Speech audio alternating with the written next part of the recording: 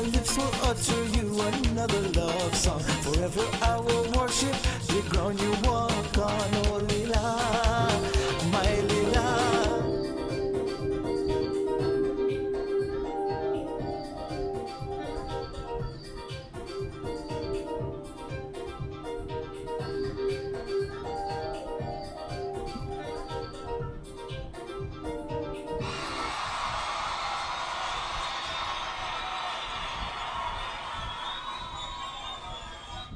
Good evening. I'm your host, Selwyn Collins of CWS. Thank you for joining us once again. And for those of you who are joining us for the first time, special thank you.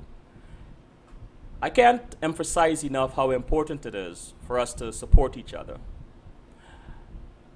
And this is why every week I am here on CWS with a guest having a conversation about their journey. For our new listeners, what we do here at CWS is have conversations with people about their journeys and how are they using their gifts and talent to help others. How are they making positive contributions to humanity? What I discovered along the way is that there are so many people who are doing extraordinary things, especially ordinary folks, and are hardly ever mentioned. And I do believe that inspiration and encouragement come from unusual sources. So when I bring someone on to have a conversation with them, I'm not only looking for their successes, I am looking for how did they manage their challenges. If they fell down, someone kicked them down, why did they get up? How did they get up? That informs me of the true character of the person. And so tonight, I want to say to all of you, if you have an idea, don't throw it behind you. Work on it, believe in it, commit to it. And with right action, passion, and commitment, you will one day see the unfolding of your idea. This medium through which we are communicating with each other here tonight was once an idea. The telephone, the iPad, and many, many technology that we use today, some of which we believe we could never do without, was once an idea. And not only in technology, social situations, the March on Washington, Nelson Mandela, and all these various leaders some of whom are still with us and some have gone ahead and left us behind, have been successful because they had the courage and the determination to pursue their ideas. Today I mentioned something about pretense and how destructive pretense can be. Pretense encourages us to not believe in ourselves, to not believe in our light, to tell ourselves that the light that we have, the gifts that we have, the talent that we have are not good enough. And it threatens us with failure and embarrassment. So what do? We hide. We stay in the shadows. Or if we're speaking to someone, we are not giving them our full selves. We're saying things like, I'm not sure if I can. Maybe, I'll try. Stop it. Stop it. You are who you are. Be yourself. Say I am, and anything that follows I am, let it be positive. If you say I will to someone, consider it a covenant with the universe. Keep your promise. And you might be surprised at what starts to fall into place positively for you. So, take a break, and on the other side, I'll introduce you to one of the gems of the Caribbean, a sister, Donna Dove. I can't wait to start this conversation with her.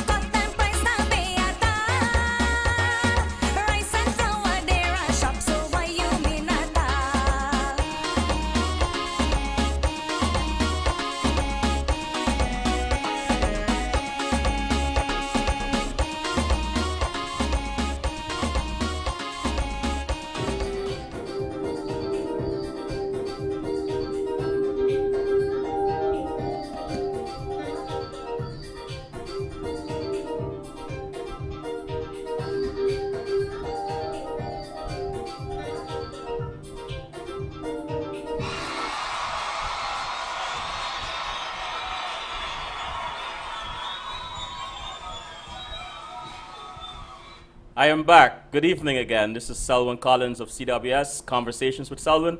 On the other side of the screen is my guest tonight, Donna Dove. Donna, good evening. Good evening. I am very happy to have you here. Thank you for having me. Ladies and gentlemen, Donna, as I mentioned to you earlier, is a gem. I consider her a gem of the Caribbean. She is very gifted, multi-talented, and very giving. And I'm hoping that by the end of this conversation tonight, for those of you who think you know Donna, those of you who have met her along the way, I'm hoping that at the end of this conversation, you'll have a more three-dimensional perspective of who Donna Dove is. I think what you think you know of her is just scratching the surface. So, don't even- I want to start tonight by just giving you a glimpse into her bio. You know, it says that Donna Dove is a revolutionary fashion designer, artist, and entrepreneur based in Harlem, New York. Blessed with a keen and authentic understanding of art through her ability to reach back to her origins for inspiration and her syncretism of fashion design and the fine arts. Donna sees her creativity as a divine process. Her noteworthy sugarcane collection encompass the color and synergy of the Caribbean, juxtaposed with the energy of New York. The result is a stylish melange of men's shirts featuring original drawings and flowing cotton voile pieces created for the woman of distinction. Donna has extended her fashion line into an original home furnishing collection, including shower curtains, pillows, lampshades, and placemats, all bearing the signature Donna Dove motif of creative artwork. There is more, but I want to do justice to the show and to Donna, so I'm not going to read anymore.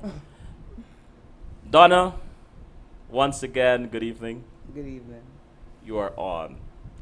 Thank you, Selwyn, for having me. You're quite welcome. What is your favorite memory of your mother while you were growing up in Trinidad? Oh, that's a good question. She happens to be one of my favorite people, so I love talking about her. But my mother was a seamstress, so growing up in the Caribbean, my favorite memory is of her on the machine, sewing, making sure that I didn't come near to get in the way, you know, because I would take a sleeve and cut it up and make my doll clothes and, you know, get a good little slapping for that after. But yeah, a strong woman that was taking care of her family and taking care of the home and making clothes for her children and for clients. For clients. You know, you mentioned strong woman. Yes. You are a strong woman. What does strength in a woman means to you? Well, going back to my mother again, you know, I saw my mother come to this country and was able to bring her 5 girls up to the States and did the American dream, you know, worked hard and provided for us and was able to buy homes in New York and Florida. And I used to look at her and just be amazed. Someone without, you know, much education that was able to come to this country and did stuff that I'm not even, you know, capable of doing, you know. So you call that determination? Oh, she was very determined, you know. She was determined to come here and make a life for her children and grandchildren, which she has now. And you can just see that dream going into the next generation and the next generation. So yeah, that's strength. That's a serious woman there. You define your clothing designs as wearable art. Yes. Can you tell us about your artistic influences? Oh, wow. Well, again, starting with my mother. And growing up in Trinidad, like a lot of the other Caribbean islands, we always had seamstresses and tailors. So you're around those type of people. You know, we didn't have department stores like we have in the States here. So everybody had a seamstress or a tailor. And I had a tailor. And of course, my mother was, you know, would make clothes for us. So I grew up seeing that, you know, and the fact that we have carnival is another creative process that I grew up around. And although I was quite young when I came here, I still remember Carnival and the whole, ceremonious thing, the jab jab, juve, things that, stayed with me to this day, And what is your earliest memory of wearable art? Good question. For me, it was the fighting with the fact that I'm an artist and I like to sew and wanting to put the two of them together, So it was always part of me, I always draw. I would see, palm trees, put it on paper. Why not put it on clothing? Put it on a T-shirt, and that's basically how I started, putting artwork on T-shirts. It was a good medium to start. Is this this question I'm asking you is simply because, we come from similar environments, the Caribbean. Right. I'm from Guyana, and a lot of times there are peer pressures, negative peer pressure. Yes. When you first came up with this concept, this idea of wearable art, did you share that with your friends? Did you share with anybody, or you just decide, look, this is what I want to do, and Well, I attended FIT. Mm-hmm. I was able to get associates in fashion design, so I was already in it. Okay. So illustration classes brought me to this point right now. We would draw on paper. Why not draw on a hat, a bag, clothing? So that's how it started for me, because I love the art so much. I must say, I'm an artist first before I'm a fashion designer. Ah. So the art and the fashion marries, itself, together, and it's with me. I try to separate them, but it didn't happen. So I decided to go down the road with both of them. You just stopped. Well, give me pause with a question I'm about to ask you. Which one gives you most pleasure? Wow. Art or fashion, fashion designs? Mm-hmm. And then you said, you married it too. But I'm still going to ask it because I'm mischievous that way. The art. The art. The art. The art. I see you like that. Yeah. Is there a piece you can when someone speaks of art or your art, is there a particular piece that comes to mind? Is there one piece always seeps into your consciousness whenever someone mentions art or you think of art? Oh, but my art? Yes, your art. Yeah. Well, I specialize in faces, so what comes to mind is just my faces, and the fact, like, if I'm sitting hanging out with friends, I would immediately, because I love pen and paper, take to drawing, and it's always that profile face, Wow. the nose, the mouth, put an emphasis on the lips, the chin, and get crazy with the hair, the earrings, yeah. Why faces? Because, again, coming from my illustration background, what we did in FIT was we made croquis. And croquis is actually the figure that you would design your clothing on. Mm-hmm. So we would start with faces first, and you don't get into the faces like details. So it was always one eye, a mouth, and you do something crazy with the hair, elongated earrings. So you spend some time in there, and then you go into the fashion of designing the outfit, on this picture, this croquis. And is there any particular thing about the face, any part of the face, that appeals to you the most? The eyes and the mouth. The eyes and Yes, the mouth. yes. Okay. Yes. Okay. And what do you enjoy most about creating wearable art? What I enjoyed most about creating wearable art is the fact that it's my art, and it's one of a kind, because I do hand draw on services. Uh-huh.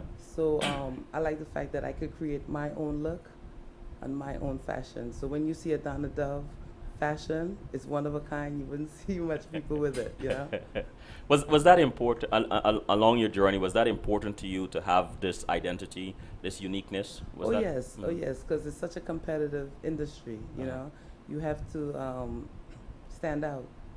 And the fact that I drew and the fact that I can design and make clothes kind of put me on a different kind of level, I should say, So when you do see one of my outfits, you're going to say, is that a Donna Dove? Kali in the chat room said, "Hi Donna, you look gorgeous. Thank you. Did you create the top you're wearing?" Yes, I did. It's fabulous. It's fabulous. Thank you. Thank you. You have a background in painting. Can you elaborate on how painting influences your work?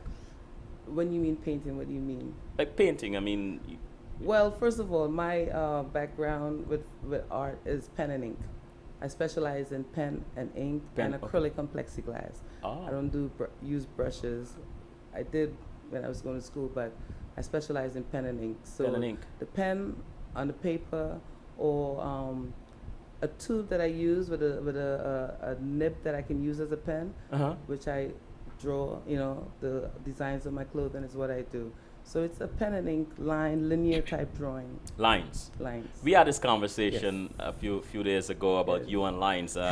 Hopefully, it will rear its head and come back, and we'll have a chance to talk about that some more. What kind of materials do you work with to create wearable art? And which material are your favorite? Well, I'm a cotton girl. I'm from the Caribbean, so I'm into the natural cottons and fabrics. Cotton with a little poly. We need poly. You want to wash it. You don't want it to be too crinkled. Uh-huh. Voile. I love voile. I love, as I said, cotton, linens. I'm a natural girl. Natural. Yes. I like that. I like that. Kali in the chat room asked, can you tell us about the piece you're wearing? What unique artistic elements did you incorporate? Okay. After specializing in fashion design, I got a little bored with just working with fabrics, so I decided to work with men's shirts. I love men's shirts. Mm-hmm. So what I'm wearing is 2 men's shirts that I sewed the collar together, and what you see, there's the 2 front of the shirt, Uh-huh. and it's very interesting. It's very I would never. I would not it's have guessed. different. I like different things that you should say that. What is it? The back of it, if I can. Yeah, sure. Is the 2 collars that is sewn together to give that kind of fit. Could you do a fit? Could you just stand for, because right now they can only see just above your breast. Just yes. Now you can turn around. Wow.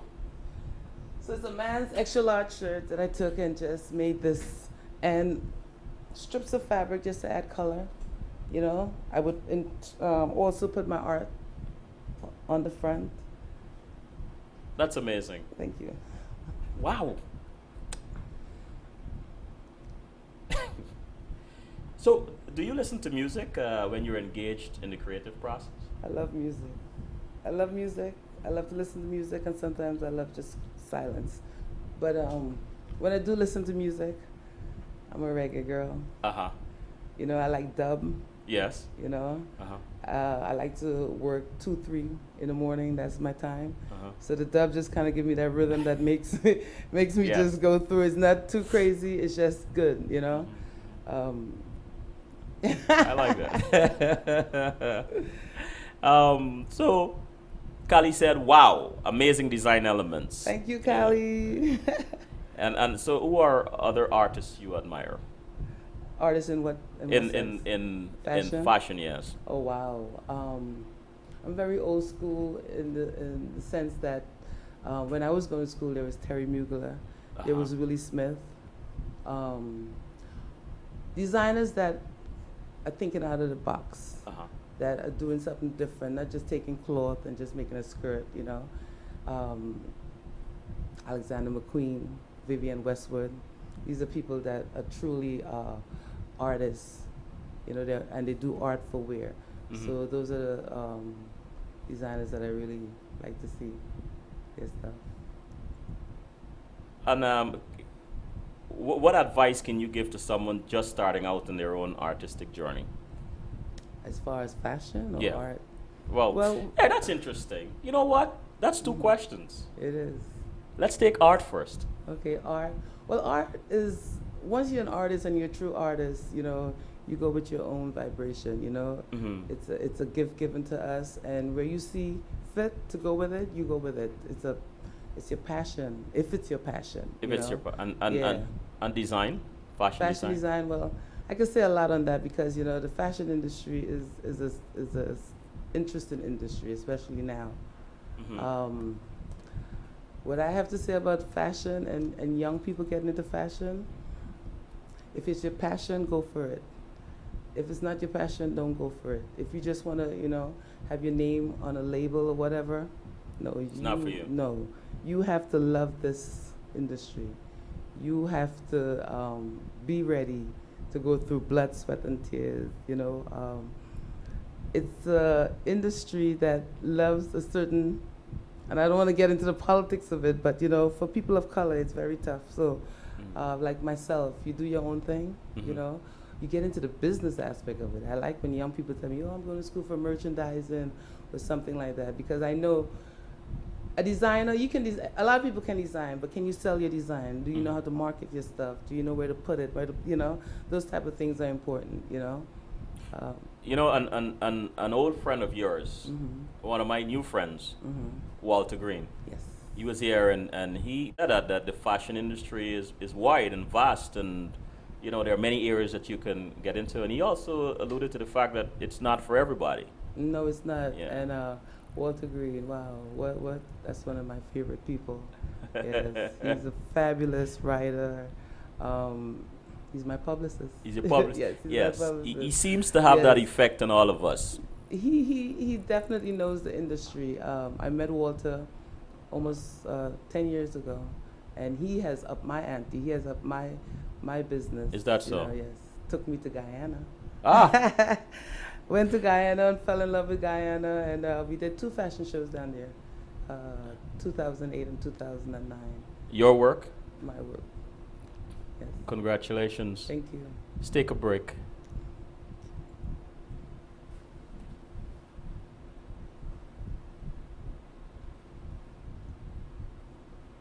Thank you.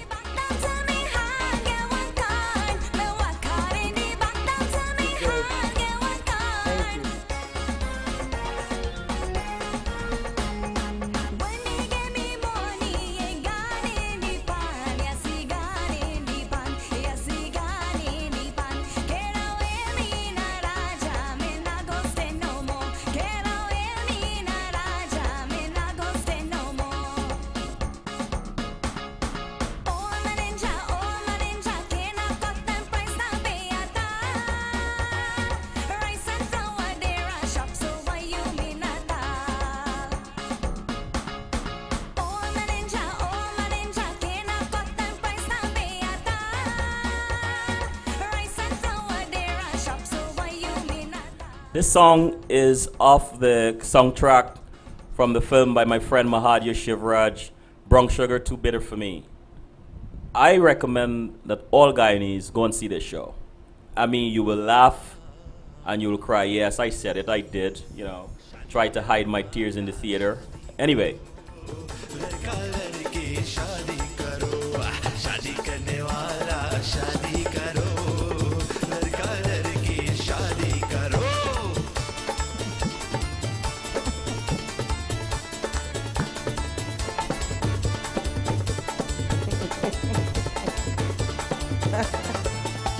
Today is the happiest day of my life. My pretty little lurky will soon be a wife. So bring out the drinks and let we celebrate.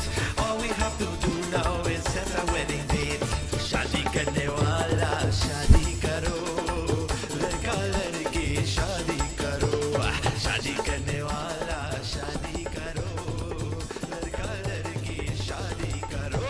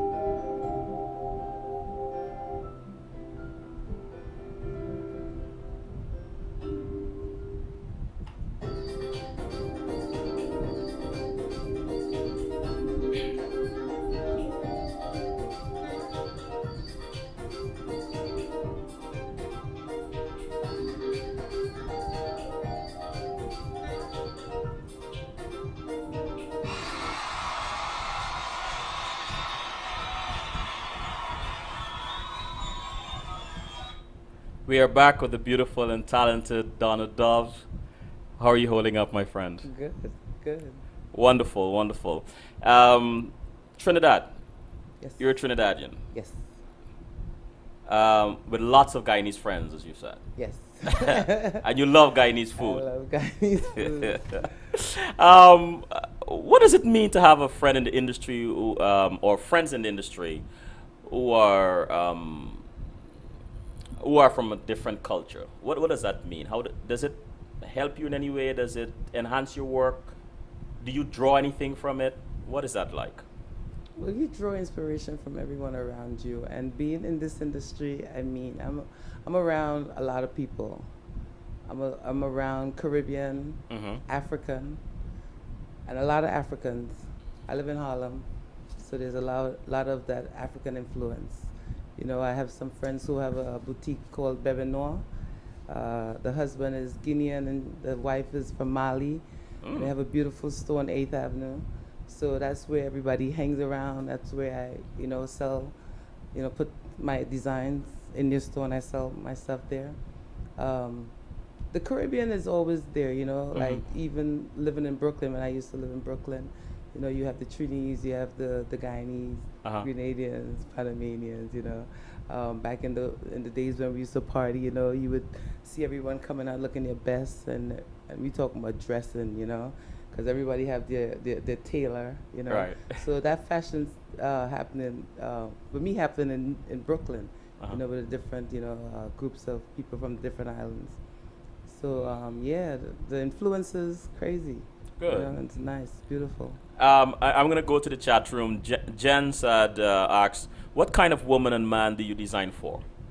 Okay, I'm looking for that individual that wants to come out of the box. You want to wear a 2 t-shirt shirt and and have people come up to you and say, "What's that?" And not be shy about it and say, Right. "Oh yes, this is 2 shirt. I've made shirts, outfits out of 11 shirts." So and 4 shirts and 6 shirts. So it's a person who wants to showcase themselves. Ah. Show off themselves. It's not a frock. It's not a shirt and a skirt or pants. It's definitely an art piece. So No. that person who wants to look different. Thank you. Pluto said, hi, Donna. Good evening. Hi, Pluto. You have an obvious wealth of artistic talent, as evidenced by that unique and unorthodox top. How are you passing it on to your young and upcoming future artists? How am I passing it on? It's funny. The young people. I think this is too much clothes for them. Some of them. So you would find my age group for my clothing starts from like maybe 40 and up. The young people want to show their bodies. So if I pass it on to them and they like it, that'd be great. But I just find that my age group is a little older. Okay. They say And it's too much clothing, too much fabric. really? Yeah. And then you have to have a certain type of style. And the women that buy my clothing, oh my goodness, you should see them. And most of them are from Brooklyn. Really? They are some of the funkiest people ever, Oh. And Tracy's asked, what aspects of fashion design do you incorporate into furniture design and vice versa? Well, everything is coming from the wearable art. So I do pillows, any surface that I could put my art on. Pillows, shower curtains, sheets, anything that has a smooth surface and I could draw on it, I draw. Okay. And Mark asks, what is your favorite part of the design process? The creating part. The creative part. Yeah. Getting that idea and can't wait to just rush to the the table or whatever to sit down and make it come alive. Early on, you at the beginning of the show, you spoke about your mom and how much she impacted on you, and you smiled, you lit up, and you're a mother. So how has being a mother shaped your artistic work and business? Ooh, that's quite interesting. Well, the fact that when my daughter was quite young, I worked in the industry. Having a daughter is special because you can put make all kind of clothes and put all kind of crazy things in her. So from I did a lot of guinea pigging on her. Okay. So I did children's wear also. Oh, really? So she grew with me while I was doing what I was doing. Mm-hmm. So and then we're a big family. She understands what I do. So it was important for me to do what I do and let her see what I'm doing. Okay. Wow. I guess that's probably one way to answer Pluto's question. By her observing you, Yes. it's passing down. Yes, it Yeah. definitely is. What I do with her, she writes poems, so I actually put her poems on my shirt. Oh, really? I would just, write it on the shirt. So she has a part of the whole I like that. the whole scheme of things. Yeah. Can you tell us how your spirituality has influenced your work? Oh wow. Well, at this stage in my life, Mhm. everything comes almost full circle, and you experience things, you go through things, and you understand life. Mhm. So just being positive, going after what you want, knowing that anything you want is out there. Mhm. I believe in magic. I believe in positive thinking. I think that's why I was so, I was looking forward to coming here to doing this show because, just by talking to you on the phone, I was like, wow, this guy is so connected too, we can talk on the same, on the same level. But life is beautiful. Mhm. Life is simple, and I've learned that. And I try to live a certain way, and it's like putting karma. It comes right back to you. It affects me, my work, everything around me. So it's walking blissfully and getting glimpses into just something so nice, which is life. Have you, let me take you somewhere, if you don't mind. Have you ever, you say you work in the wee hours of the morning. Yes. I too. Have you ever been working on something? You have an idea of what it is, and then suddenly, out of nowhere, comes the perfect creation. Has that ever happened to you? Like What? Yeah. What? That happens all the time. That happens all the time. I remember working on. I worked with Byron Lars. He's and is one of the top black designers on 7th Avenue, and he specializes in shirt designs and working with shirts. And I remember saying to myself, I'd like to create my own shirt design, and I. With channeling that kind of energy was able to create what I think is one of my best creation, which is 11 shirt and top dress. The skirt is made out of 11 shirts and the top one shirt. And when it came, and it's all about channeling because I just think it was just passed on to me. I'm not gonna sit here and take all the the right. I hear. the credit, because when it came, I was like, wow.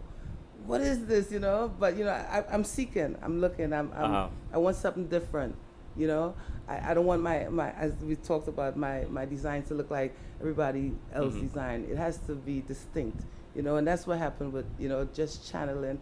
I'm wanting something different and being creative and just working at it and putting 11 it out shirts. there. 11 shirts. I mean, really. It falls to the floor. It's beautiful, and each one of those shirts has my designs on it. And I've made a wedding dress for a client out of it.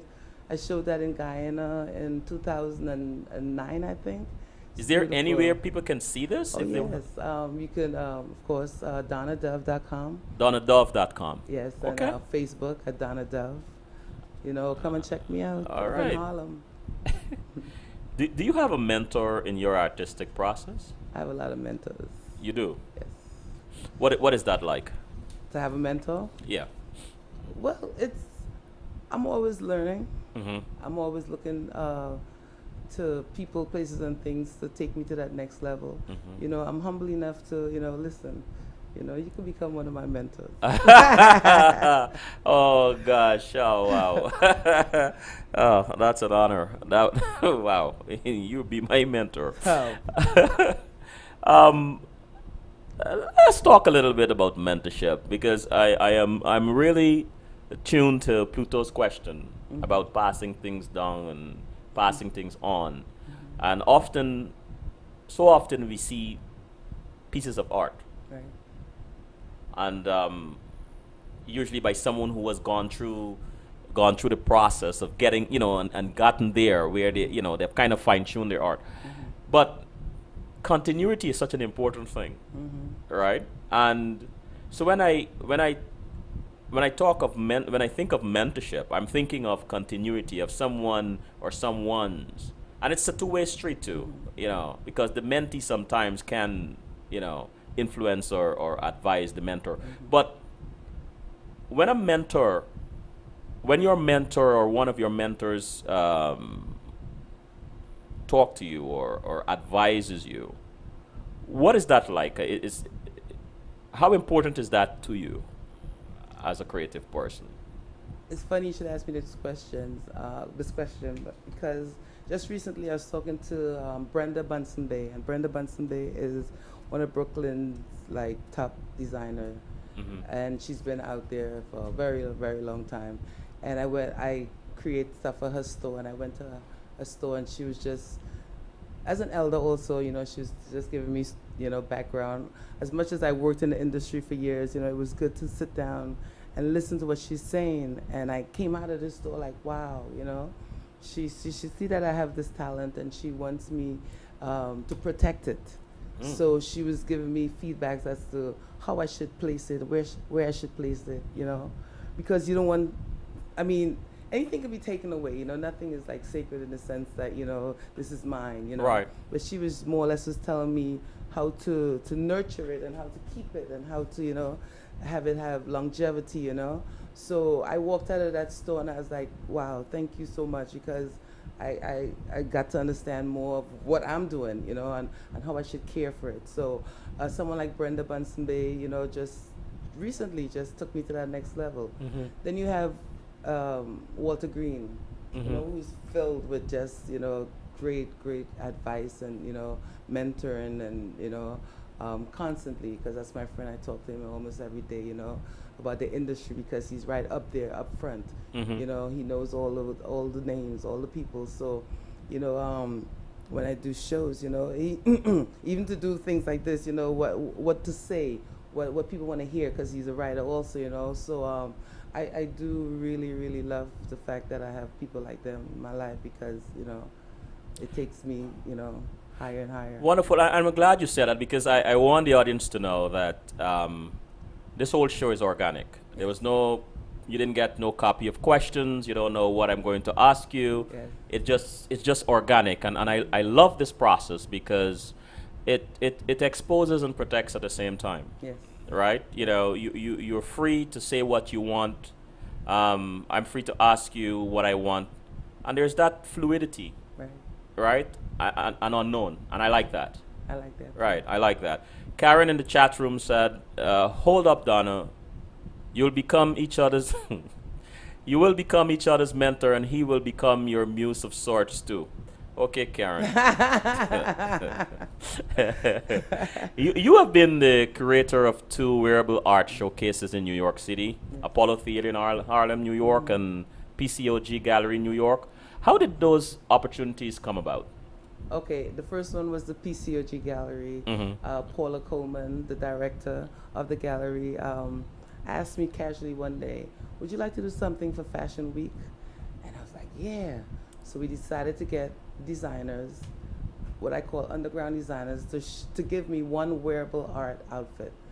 And we had about a week to do it. And I just ran all over New York, getting Mashoud and Brenda and Mel Simon, and you name it, all these designers that are here that people don't know about, and they gave me one outfit. Roger Gary was one of them also. And what we went about doing was creating an installation, putting the clothing on mannequins, what they call an installation now. Right. Some fashion shows, instead of models, they put the clothing on mannequins. So when you walk into the space, it's not there anymore, but it was a beautiful gallery. You see all these different designs, one of a kind, on mannequins or draped in some type of fashionable way, and the name of the designer, and people went crazy.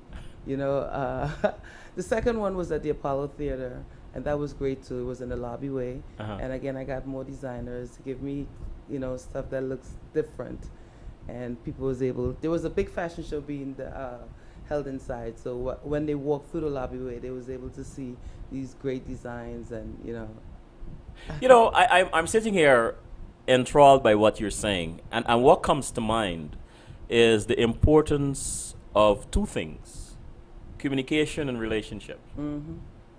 And you sat there and you said, well, I ran here, I ran there, and I met this person and that person. I asked them for this and I got it. And I'm sitting thinking, wow, that's amazing. To be able to just reach out to somebody, the Roger Gary and Mel Simon and whoever is, and they give you correct. pieces. How important in this industry is relationship? Oh, very important. Mhm. You don't want to step on anybody's toes because it's such a small industry, It pays to be nice. Mhm. It pays to have long-lasting friendship, relationship. I mean, you don't even have to really like the person, but, just be civil, be Be simple. nice. Wow. Because you never know what goes around comes around. You might end up going on an interview and see somebody that you cussed out. People do get to you, but, I guess, you got to know how to hold your tongue. So relationships is very, very important. I ask this question because part of our audience are young people. Hmm. And in every conversation, I hope that they come away with something, Yes. some pearl of wisdom, some wonderful advice that they can incorporate in their daily life. And so thank you for that. Thank you for that. Gotta be positive. Yeah, Gotta Patrick be in the positive. chat room said she made that song simple, but that's impressive. It is. Patrick, it is simple. I think we complicate, ourselves and the world too much. Life is so simple. I'm not gonna let you get away with that. Before I take a break, give me a minute with that. How we complicate things, and The tell fact me. the fact that we get up in the morning Uh-huh. and we have health and strength, that's like 95% of the whole thing. I like that. You have no argument from me with that. Yeah, so everything else is just simple after that. It's just go do what you have to do, and do it well. And do it well. Hmm. A break.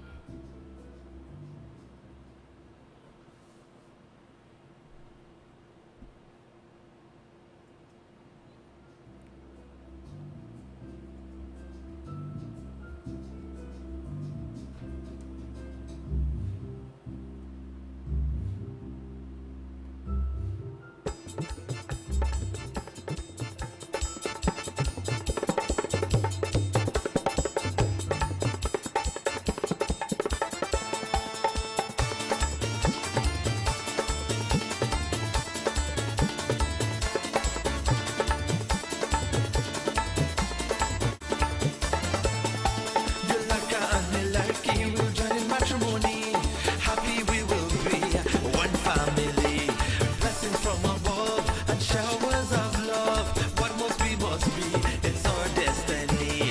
Shadi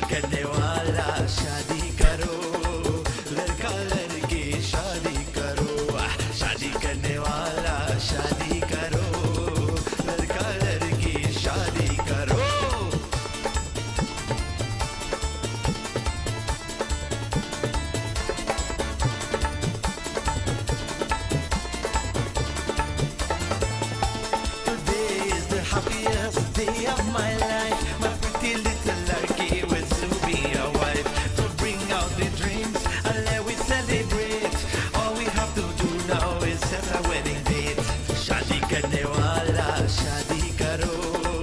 Ladka ladki, shadi karo. Shadi karne wala, shadi karo. Ladka ladki, shadi karo.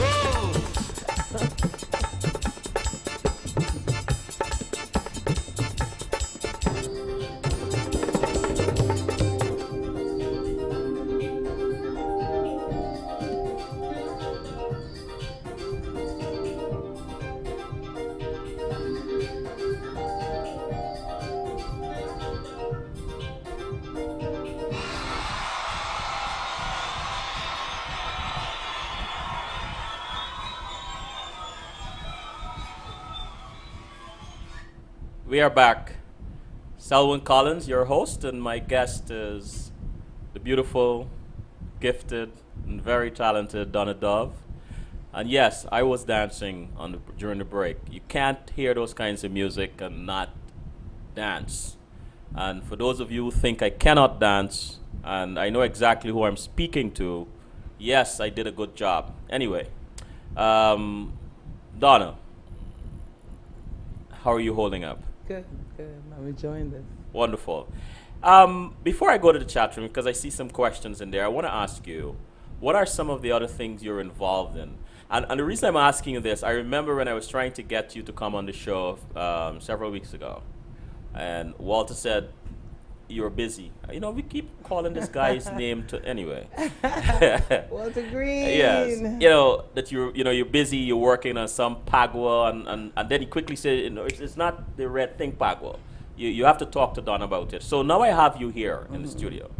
Tell us a little bit about that and some other stuff that you're working on. Okay. I am part of the Juve craziness that happens in Brooklyn every year.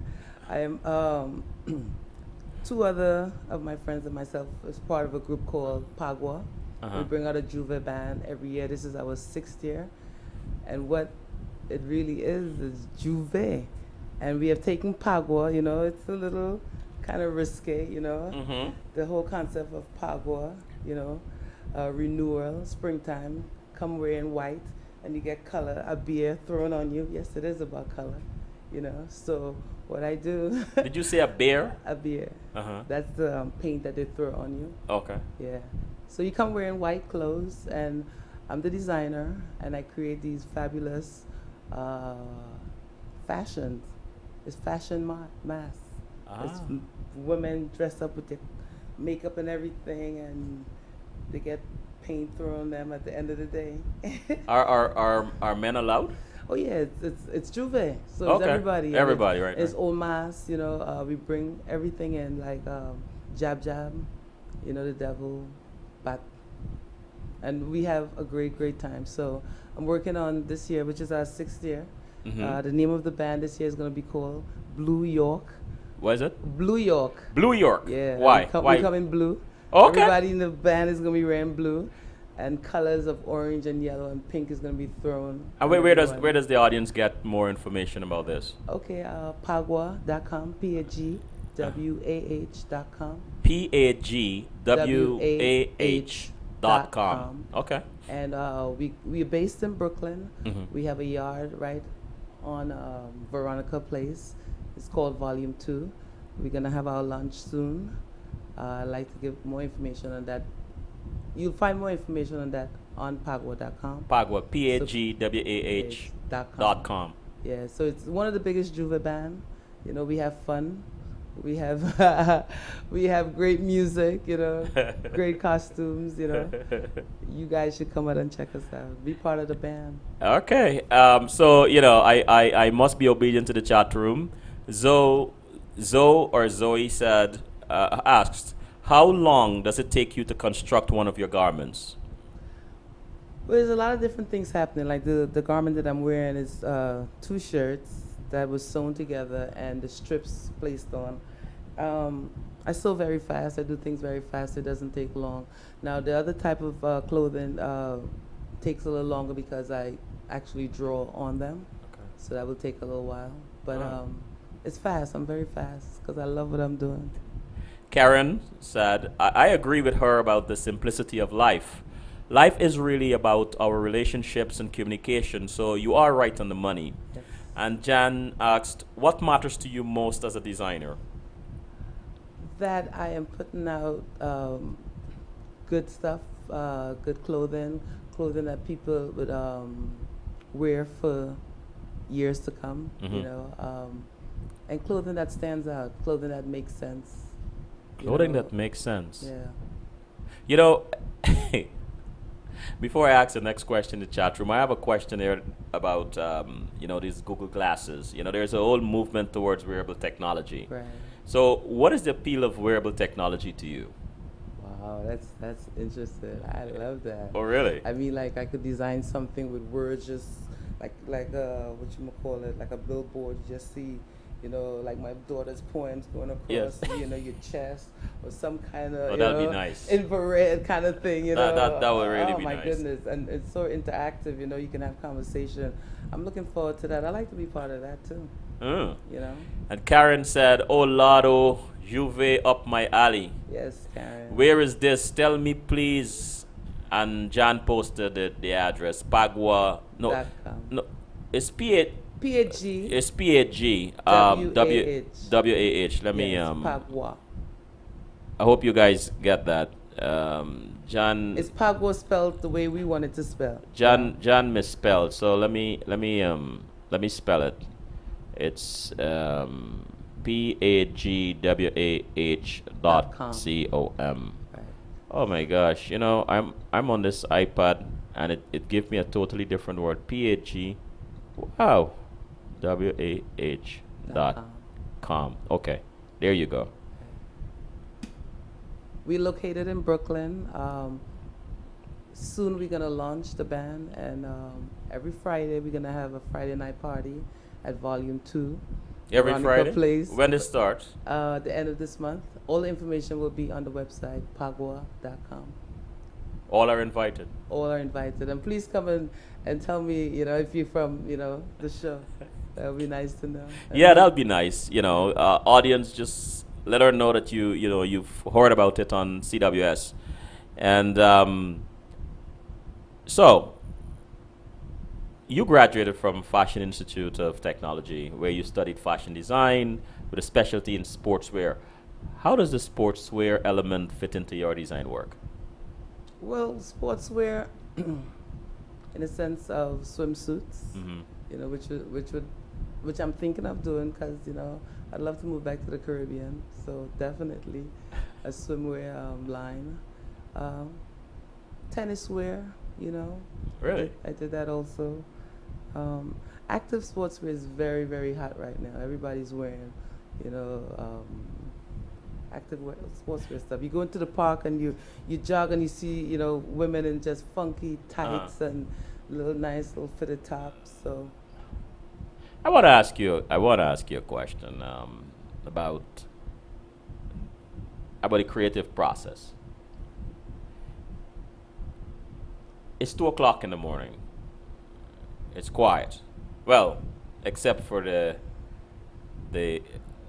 incessant or consistent beat or rhythm of the dub in the background, right? After a while, it no longer registers in your consciousness. It's just there in the background. Exactly. So it's for you. It's quiet, right? And you have been tasked to come up with something, anything. It could be shirt, dress, one of your home goods like shower Pillows, curtain, shower. pillowcases, whatever, right? And you're sitting there. What will you be drawn to naturally if you have the time and you're not restricted, you're not constrained by the type of product? What will you go for first?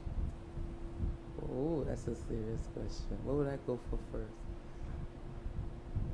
I like to take things that I've made and turn it upside down. Mm. I like to I'm my own model, so I would like to, something I would have probably made during the day. Yes. And in the night it looks different. And it's like, let me play with this. And that's where the madness starts. Because that same outfit that looked like a simple dress, I would flip it upside it down, and this whole new creation would appear. It's almost like if, it's playing with me, So these things would just come at 2, 3 in I the like morning. that. It would Like if it's just playing come, with and it's me. like, wow.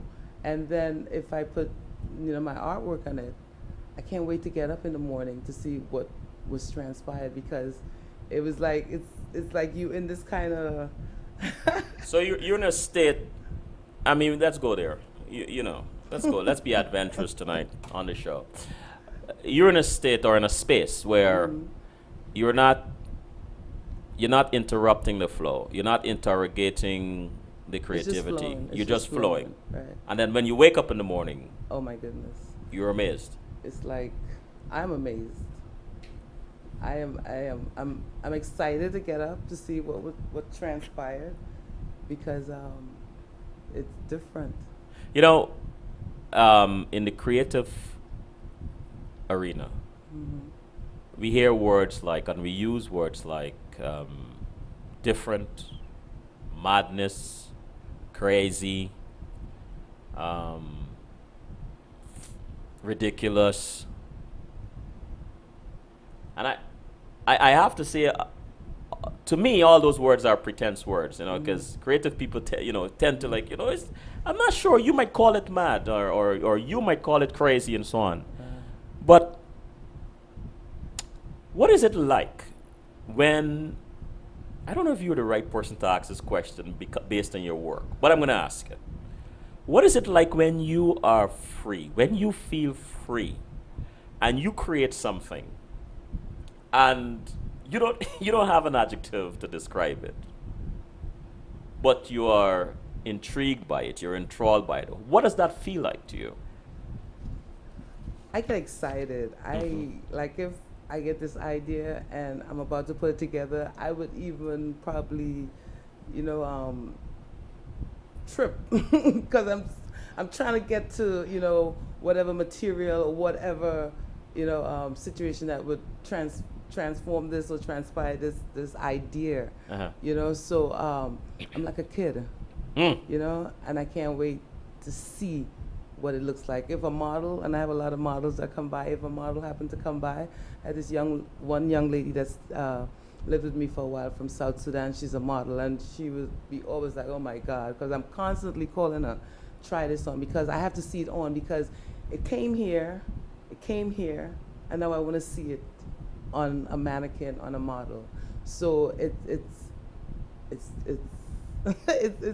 unexplainable, but it's beautiful. It's a glimpse into something that is really, really nice. I don't want this moment to pass. You mentioned a key word to me in the creative process, because I'm like that when I'm creating. Child. I'm like a child. Oh yes.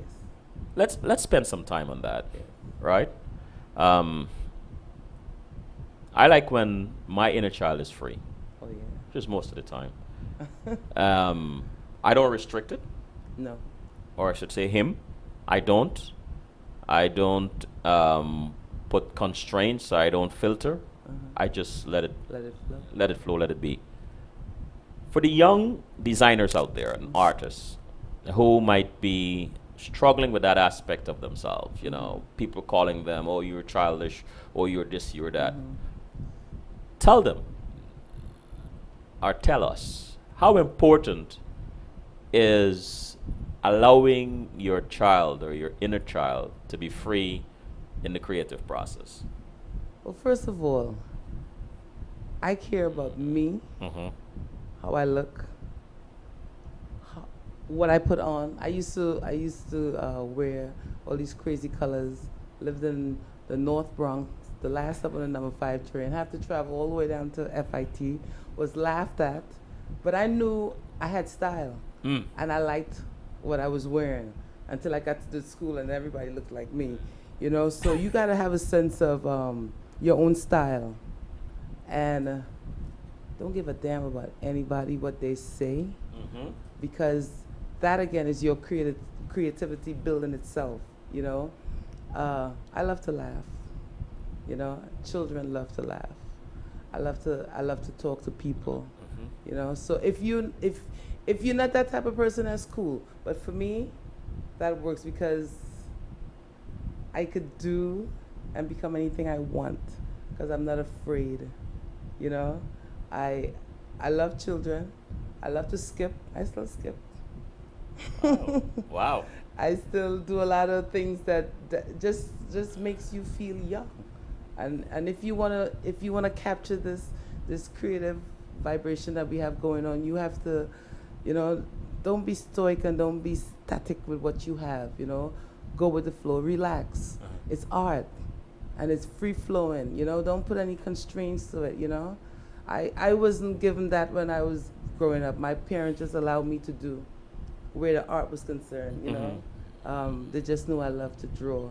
So I would be outdoors, you know, playing with ants and drawing trees, and you know. So if you have a child and they have that type of, you know, artistic element, you know, just allow them to be, you know, don't put any restrictions on it because, you know, a lot of things could come out of them.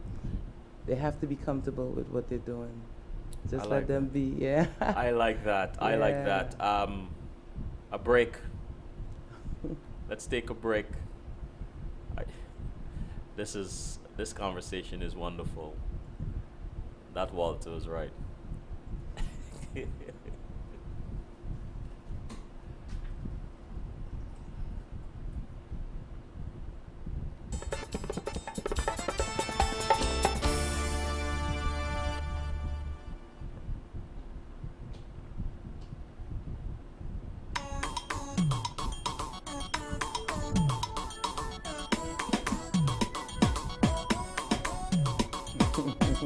Girl, you gave me this gift.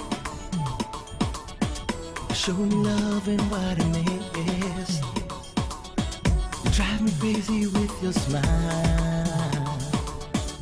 Loving you makes life worthwhile. तुम्हें मेरी जिंदगी, तुम्हें मेरी प्यारी.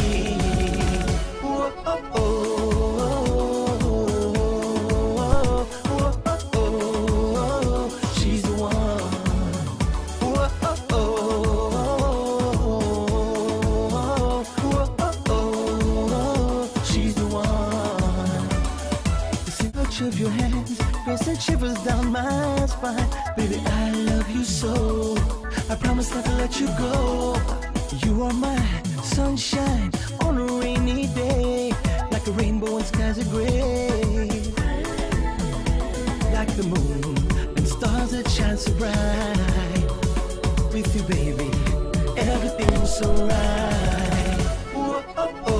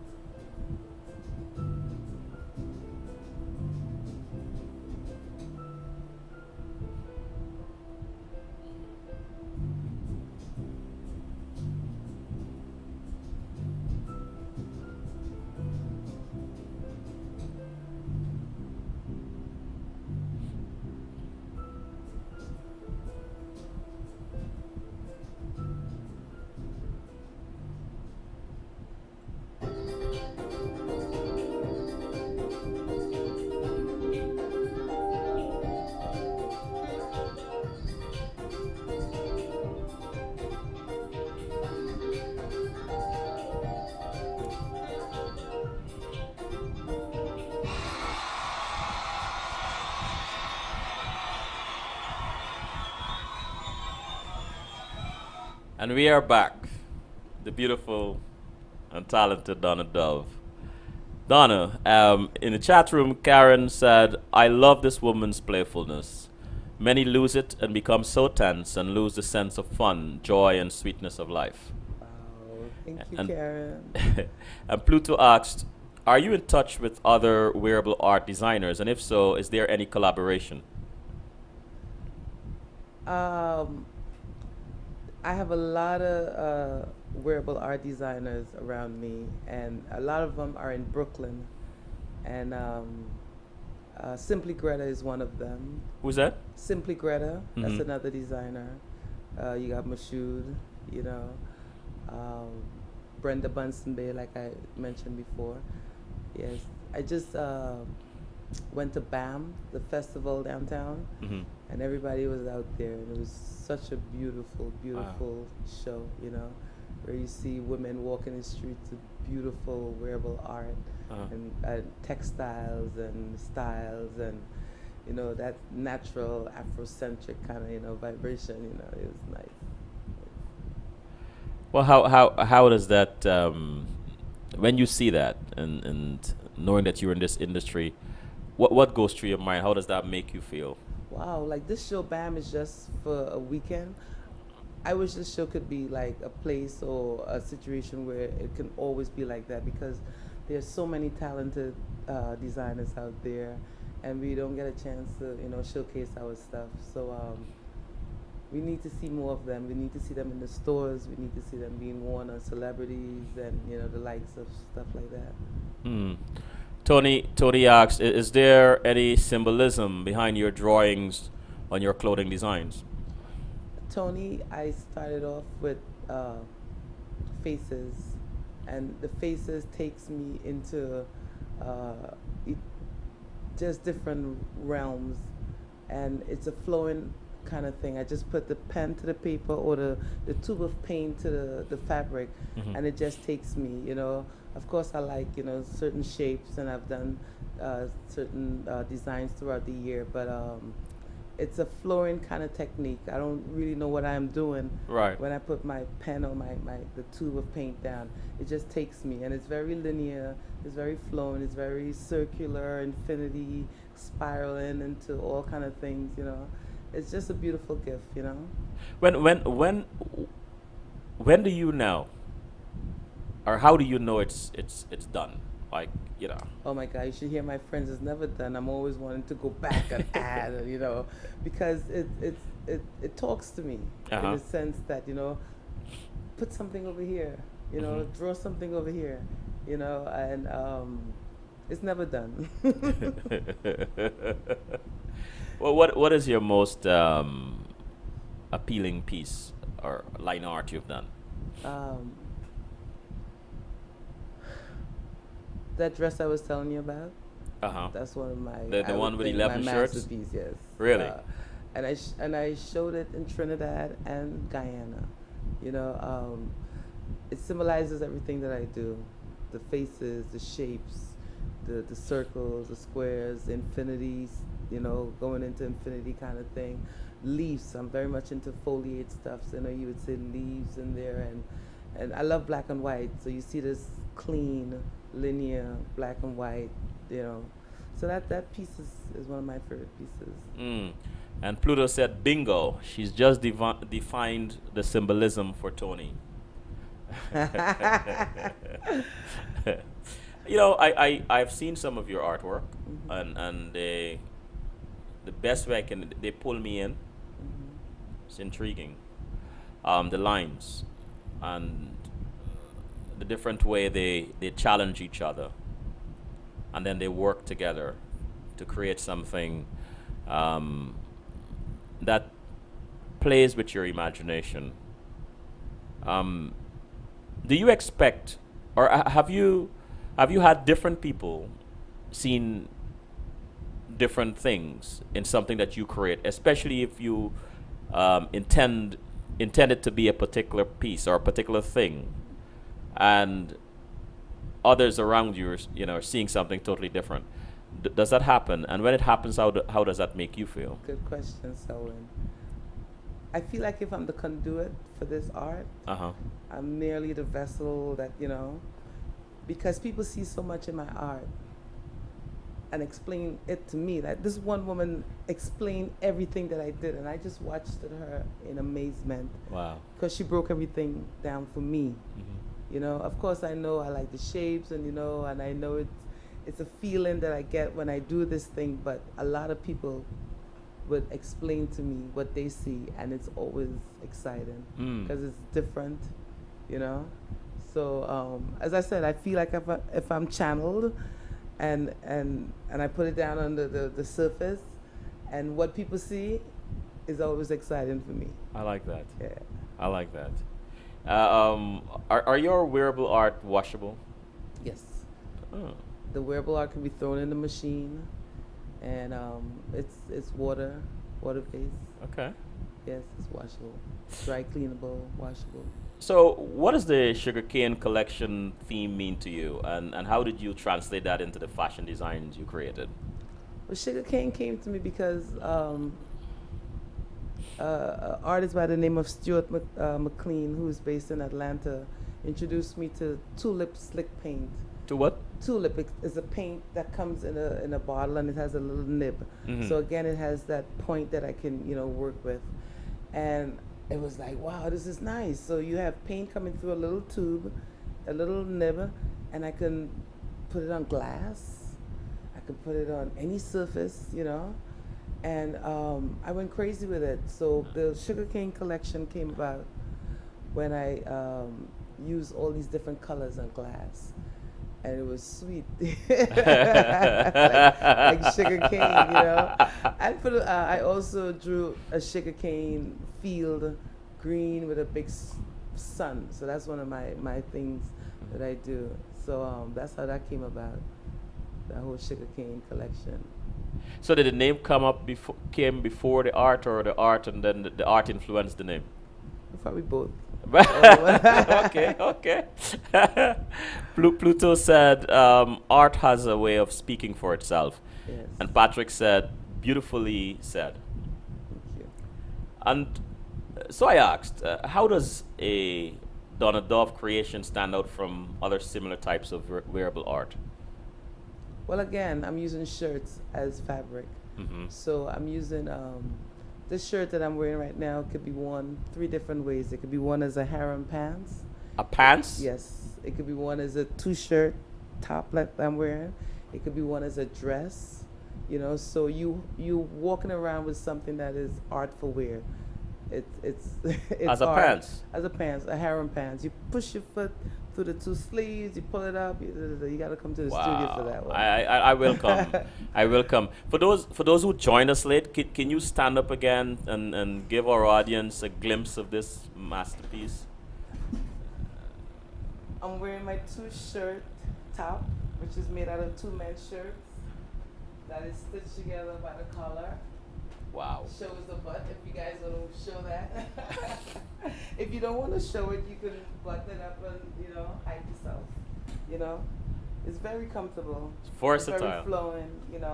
And for the women that don't want to cinch their waist, you can wear it loose, comfortable. I'm very much into comfort. You should be comfortable in your clothing. When someone walks into your studio, Mm-hmm. what do you want them, the impression you want them to get? Well, most of the impression is like, wow. Wow. And I like that. Yeah, yeah. I've never seen, oh my God, you did this, Uh-huh. So the clothing, I feel special because I don't know anybody doing this, Yes. So So freedom to create whatever you want. or whatever you It's very want. important to you. As an artist, it's like ice cream, which I like a lot. Please don't call that word. I am on a hiatus. Callie in the chat room, Callie asked, what makes a woman stylish? What makes a woman stylish? What makes me stylish? I could start with that. Yes. Why not?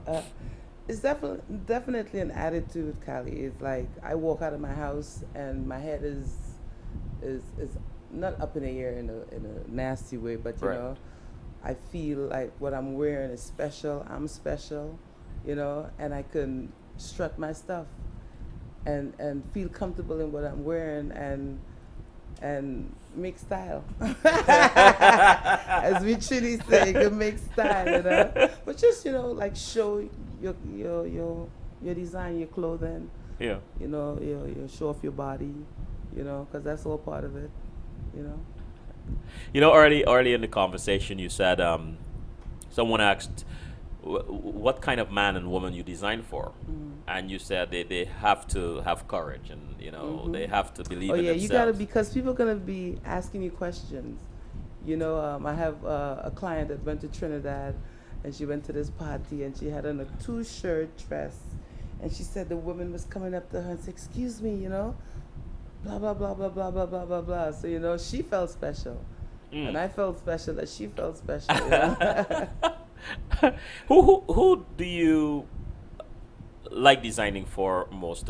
Men or women? Women, because women are more open. Men tend to be a little, Conservative? Unless Yeah. unless you get someone who don't mind wearing a little something different, a little brighter color than norm. But women, I'm telling you, I have these women in Brooklyn, Jasmine, my girls, who just wear my clothing, wear it so proud, and this is a Donna Dove, what is it, and they will go about explaining to them what it is, and when they come back and tell you all the stories, it's like, wow.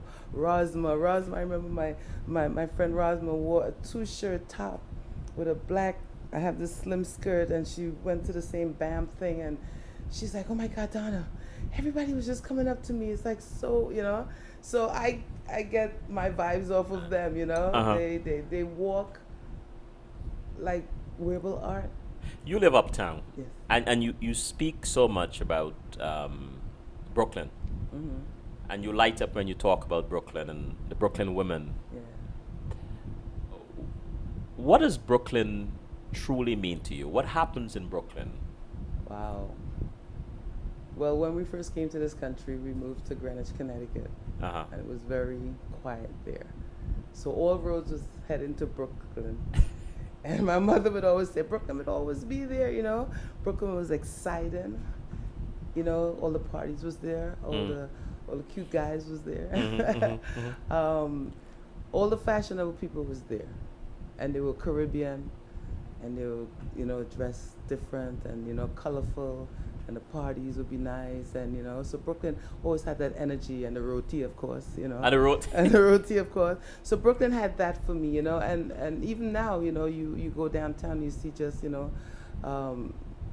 a melange of different people, I mean, Harlem is happening, we have all the culture and Right. stuff, but Brooklyn has that meat and potato thing, women walking the streets and just looking so beautiful in your natural and your, I love it. Right. And then on the other hand, Harlem has it too, but Right. Harlem, we catching up, we getting there. But Brooklyn is, I mean, we have the carnival here, we have the Juve, we have Labor Day, we have, The energy. the energy. The SACB said, very nice, I like. Referring to your work, your art, your Thank you. shirt. Thank you. And Jen asked, what has been the greatest moment of your creative journey so far? Wow. Well, 2 years ago, I was chosen with 13 other artists to have permanent art in a park in Harlem. Yeah, so what they wanted you to do was actually depict a scene or some type of, something that showcased Harlem, what Harlem is all about, and a lot of people did different things, like bridges that were there since, and artists, jazz artists, and I took 116th Street, which is called Little Africa, and I just illustrated a scene. And I have 116th Street, and I have women with the boo-boos, and the men selling the black soap and the shea butter, and that is 9.5 by 15 in metal, in a park called Artist Cove on 138th Street in Harlem, overlooking the Bronx.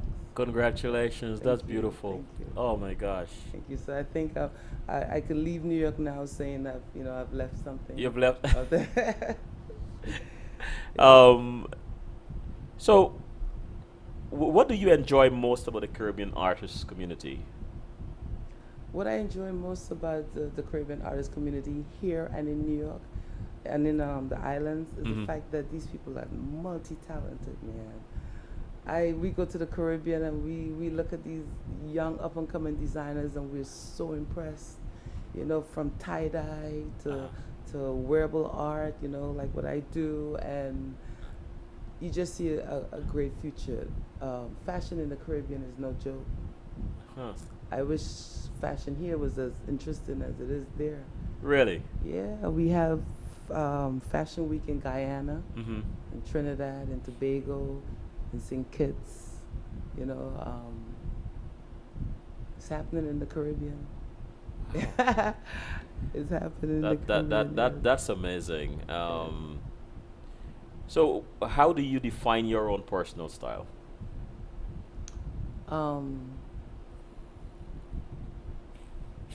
Lack of another word, just edgy. Edge. Edgy. I was wondering what word you would come up with. Edgy, meaning like Oh, I'm on the edge that's of good. the vibration. That's good. Edge of the vibration. Edge of the vibration. Oh. It's all vibrating, so I'm on the edge, and I may not look it, but I like what people do with my clothing, taking it to the next level, creating their own personality with it, and going back to the Juve band, that's like the biggest. You asked the question just now. Besides the art in the park, Right. Juve Morning is my biggest fashion show because you have over 500 people with your clothes on the street. So exactly, I'm walking the street and I'm like, oh my God. 500? Yeah, because we're 500 plus strong, and the whole vibration is the Donna Dove design. And what I do, I take T-shirts and I create these beautiful looks, and the women love it. So you see them putting their own personality in their like how I have the two shirt top, I have two T-shirt dresses, and it's just amazing. It's a beautiful thing to see. You enjoy creating this stuff, What? don't you? I love it. It's just not work for you. Oh no, this is natural. It's beautiful. What is it like being compensated or that's kind of a strong word, paid for something you love so much. yes, I mean something that doesn't It's seem an like added, work it's to an you. added something. It's Yeah. because you already got the high from creating. Right. And then you get paid for it. It's like that's good too. Oh my gosh! And what about a young upcoming artist or fashion designer? Are there some that you admire that you sometimes stop and say, "Whoa, okay"? Again, I gotta go back to the Caribbean. The Caribbean? Yes, I gotta go back to Trinidad. I gotta go back. I haven't done Jamaica Fashion Week, but Jamaica Fashion Week is just as fabulous. You have these young. When we went to Guyana, I mean, they holding on to your every word, because I guess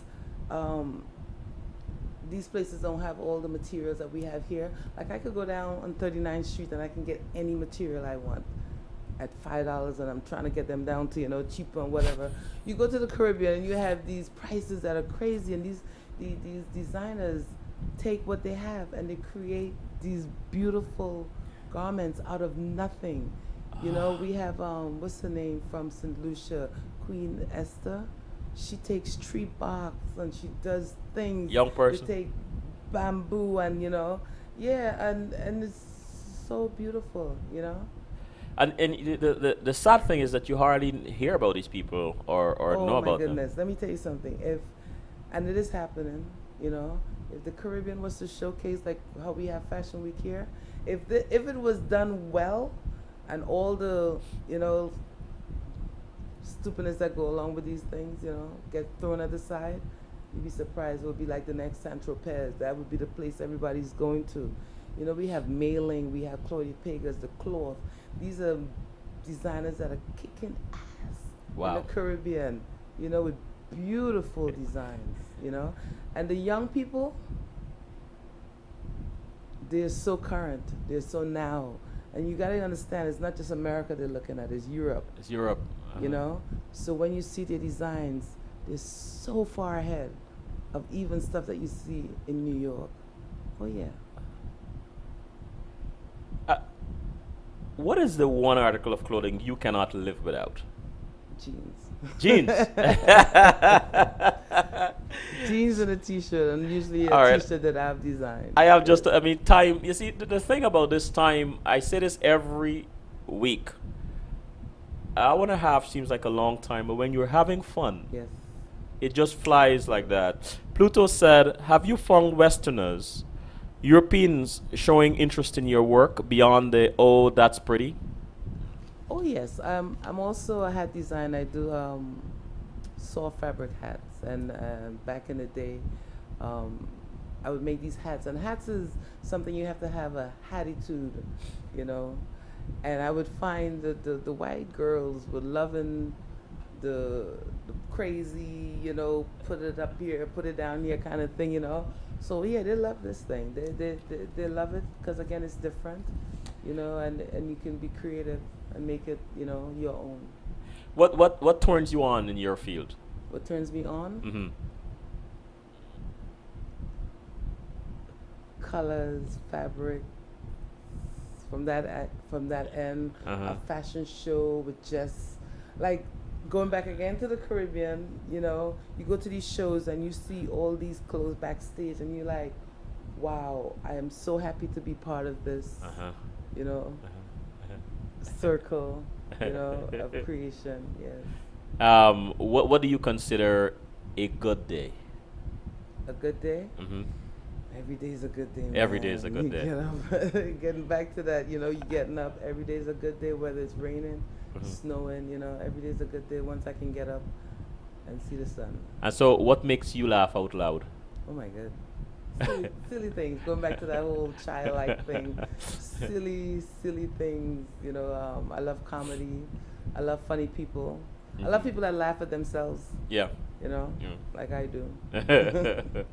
You know, the time is on us, and so I ask you what I'll ask every guest to take us out with a few words of wisdom or advice or so on. Mm. Make me sound like some wise person. I'm sure anything I coming like out I of like what Oprah say, and it's not that what I know for sure, but this is what I believe in thus far, that life is beautiful. You know, give thanks and praises every day. Mhm. Be thankful for the little things. You know, breathing, walking, talking. You know, because there's so many other people that don't have what we have. So just give thanks and praises for Wow. being alive. Wow. Wow. Thank you for that. I really, really appreciate that. Pluto said, thank you for sharing your extraordinary gifts with us. Thank you, Pluto. Donna, you have been a wonderful guest. Thank you. Very informative, very giving. You shared with us, and we thank you for that. Someone said they love your playfulness, and I like that. Thank you. Right, I really enjoy that. Thank you. Thank you. You know, now you're part of our CWS family. Wow, I so- love it. Thank you for having me, Selwyn. This is very nice. You're It's welcome. different. I mean, you made me very comfortable. It's- I like what you're doing. You know. Thank you. And I hope everybody liked what I was, you know, able to inform them about. I'm sure they love you. Yeah. I'm sure. Khalid said, beautiful spirit, beautiful woman, sweet conversation. Thank you. Thank you, Callie. And Karen says, cheers. So you see, even if you were wondering, it's coming in the chat room. Wow. That wow. they Bless appreciate. up, man. Bless yes, up. Yes. Bless up to everybody that was listening. You know, thank you. Thank you. And just to underscore what Donna said tonight, life is beautiful. Yes.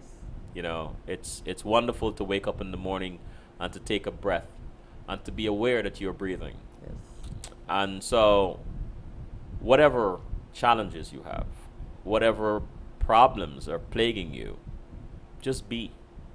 You know, Be. just know that this too shall pass. And I don't mean this as a cliche. It Yeah. passes, you It know. does, it Yes, does. it passes. It does. Right. And so I thank you very much, everyone. Thank you, Donna Dove. Thank you. Appreciate you. We love you. Thank you. And this is Selwyn Collins saying good night until tomorrow. Tomorrow, by the way, we're having Janice Rochevelle as our guest. So tune in tomorrow at 8:30, same time. Thank you very much. Good night.